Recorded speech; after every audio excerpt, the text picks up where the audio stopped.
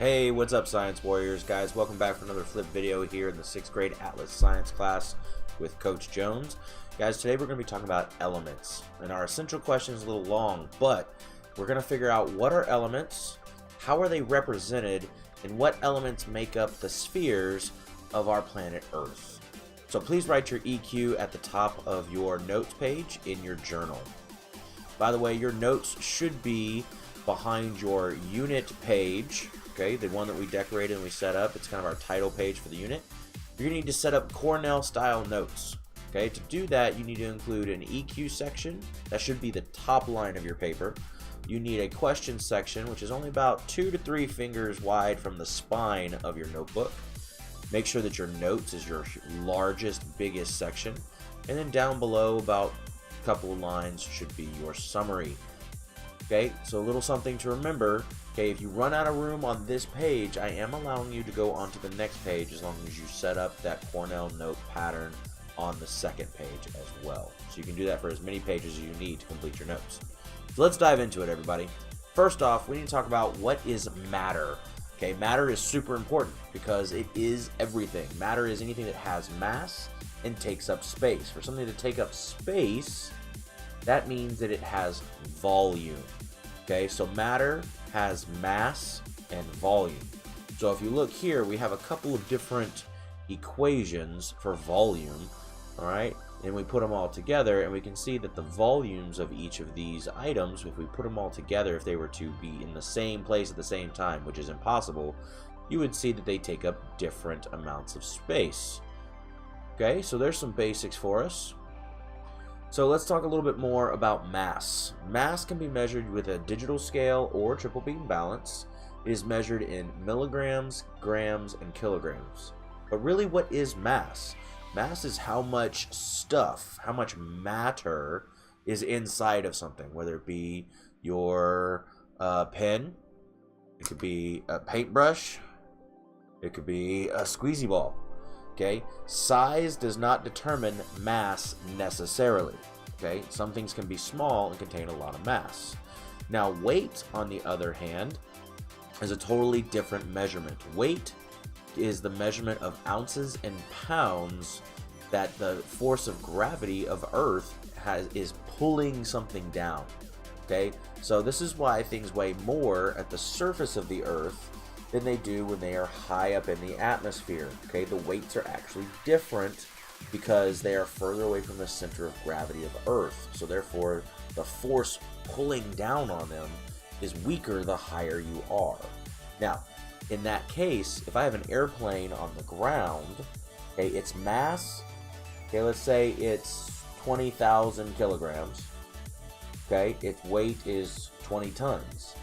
It flies up to about, I don't know, 15 miles into the air, its mass is still going to be the same as it was on the ground. However, its weight is going to actually decrease a little bit. Okay, probably not enough for us to really notice right away, especially if you're the pilot, but enough that if you were to measure it, you would see a significant enough difference. Okay, so with all of that, let's now begin talking about what are elements. Okay, an element must be made of matter. It also must be a pure substance, and it cannot be broken down into any smaller like divisions. So if I cut it and keep making it into smaller pieces, what is the smallest thing something can be? Is an element. Now, that smallest form of an element is depicted in the picture right here. This is what an atom looks like. Everything that you experience, whether it be air, water, yourself, a desk, anything, is made up of atoms. The only place that we do not find atoms is in outer space, where there is nothing in between planets and stars. Okay? Now, these atoms are super tiny. We don't have any instruments that can actually see an atom, but trillions of these make up exactly who you are.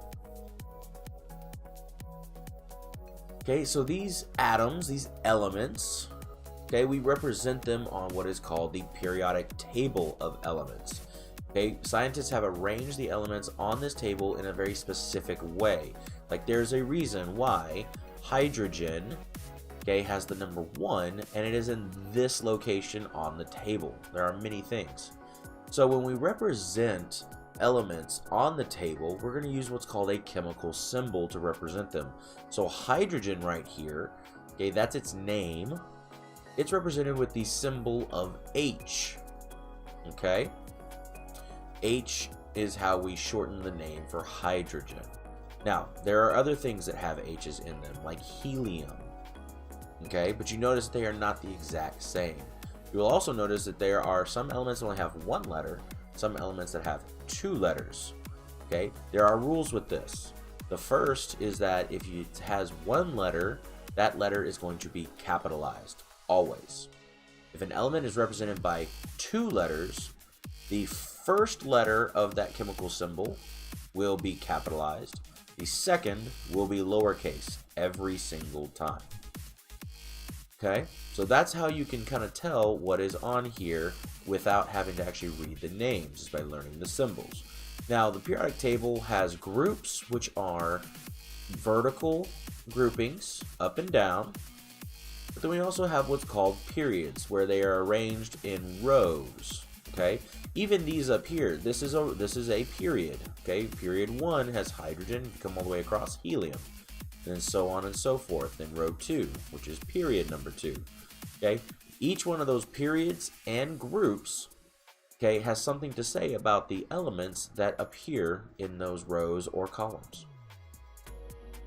All right, so we mentioned before that elements are a pure substance. So what does that actually mean, and what does that look like in this case when we speak about elements and therefore also atoms? Okay, a pure substance is made up of only 1 kind of atom or molecule. Okay, molecules are just a couple of different atoms put together, but in this case, molecule is not 2 different atoms, it's when 2 of the same atom have attached themselves together. Okay, so if it's not pure, we can have a mixture. So it can be made up of different kinds of atoms, or even have multiple molecules combined physically together. But here's the thing, they're not chemically combined. Okay, if something is chemically combined, they cannot be separated. Okay, so if we have a mixture of atoms and molecules, those things can be separated apart. Okay, so some examples here. Nitrogen is a gas in its normal state, but how does it actually exist? Well, it's represented chemically by the letter N.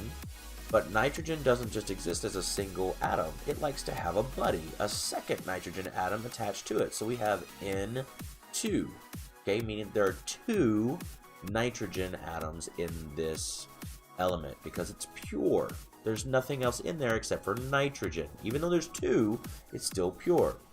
Okay, oxygen, the oxygen we breathe, exists as O2. You may have heard of it represented as that way, especially if you do any snorkeling or deep sea water diving with the scuba tanks. O2 means that we have 1 atom of oxygen, another atom of oxygen, and they are actually combined. They are joined together, but they are still pure because guess what? We have oxygen on one side and the same thing on the other. So there's nothing else other than that in there. Argon is another gas. Argon is very unique in that it can exist as a single atom in nature. So argon has a chemical symbol of A, lowercase r, so capital A, lowercase r. All right, and there is not more than just the 1. Okay, so therefore it is definitely pure because there's only 1 atom in this situation. Absolutely pure. The next one is carbon dioxide. This is what we breathe out. And if you look, we will notice that the chemical notation is a capital C, capital O, and then a 2, meaning that we have 2 oxygen atoms, and because there's not a number right here, this means we have 1. So we have 1 carbon atom, 2 oxygen atoms. So how many atoms do we have in total? If we add those up, we have 3 that make up this molecule. However, how many different elements are there here? Okay, the number of atoms is different than the number of elements, okay, in certain cases, like this one. So we have a capital C and we have a capital O. Anytime we see capitals, we know that those are different elements on the periodic table. So therefore, we have 1 element and then 2 elements.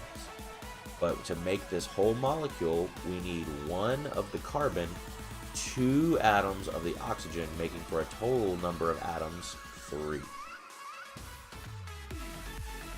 Okay, so let's talk real quick about the different spheres of the Earth and what kind of atoms we find there, because there's a pattern in it. Okay, a lot of things in nature have patterns. The first is that we have the lithosphere. The lithosphere is all of the solid rock that makes up our planet. Okay, think of everything below your feet. Okay, it's the solid part of Earth. It's where our rocks and minerals are. They're made up mostly of oxygen and an element called silicon. These are the most abundant, or means we find those 2 elements the most. All right. There are also small amounts of metals, so like aluminum, iron, calcium, sodium. Those things we can find inside of the lithosphere, so like the ground and the rocks and everything that's making up the solid portion of our planet. Okay, so that's the lithosphere. The biosphere is our second sphere of the Earth. There are 4 total. The biosphere contains all the living things of Earth. The grass, the trees, the birds, us, dogs, cats, everything that's considered alive. Bacteria as well. Okay? Most of the things that make these up, okay, element-wise, are oxygen, carbon, hydrogen, nitrogen, calcium, phosphorus, and that's 6. Those 6 are the most abundant elements that we find in living things. We can find a lot more, but these are the ones we find the most. Okay? Now, the hydrosphere. Hydro meaning water, sphere meaning circle. So this is the water circle of life, of Earth. Okay, so it's all of the water that exists on our planet. Okay? The main components here are really easy to remember because it's the oceans and lakes and rivers. So what makes up water? H2O. Oxygen is the O, H is the hydrogen. So these 2 atoms are the most common things found in the hydrosphere. Remember, fish don't count as the hydrosphere, they count as the biosphere. So you can't count those kind of things in the hydrosphere. Alright, and then the last one right here, the atmosphere. The atmosphere is pretty easy. We need it to breathe. Okay, it's all of the air that surrounds the Earth. Okay, I need you to remember though that the air is actually a mixture of gases. It's not just oxygen. There's actually a lot more than that. So our most abundant, we have 3. We have nitrogen. Okay, nitrogen makes up about 70 to 75% of the air we breathe. Okay, we don't even need nitrogen to breathe. It's not something we use, but it makes up 70 to 75%. Oxygen only makes up about 20% of the air we breathe, but that's enough to allow us to stay alive and not suffocate. The last one that we can find the most of is argon. Argon is that one from the example before. It's a very special gas, and it is found in our atmosphere as well. It helps protect us from some of the things that are out in space. Okay, so those 3 are the most abundant or the most common elements in the atmosphere. Okay, so not too bad. And we can see here that there's not very many different elements on that make up the Earth compared to what all we found on the periodic table. And if you really pay attention, you will see that oxygen was found in the lithosphere, oxygen was found in the biosphere, oxygen was found in the hydrosphere, and look, oxygen was found in the atmosphere. So what can you say about that? What conclusion can you make? Okay, give you a second to think about it. I've got something. How about this? Maybe oxygen is the most abundant element found on Earth. Okay, if it's found in all 4 spheres and it's one of the most abundant in each, maybe it's the one that we can find the most of. Okay, very cool. Alright, so now that we have completed the video, here's what I need you to do. Okay, I need you to make sure that your notes are completed. Make sure you pause, rewind, anything that you need to do to fill in everything that you feel is important. Okay, make sure that you're looking at your EQ to guide you. Make sure you have information about each of the 3 things that are in our EQ. Now, in order to actually complete the rest of today's assignment, I need you to go back to Google Classroom to complete Everything else that is posted there, make sure to read instructions. If you don't read the instructions, it will not be counted as complete. Alright, Science Warriors, guys, thank you so much for doing this. I will see you guys in class. Enjoy yourselves. Hopefully you learned something about elements today, and I will see you next time. Alright, y'all. Peace.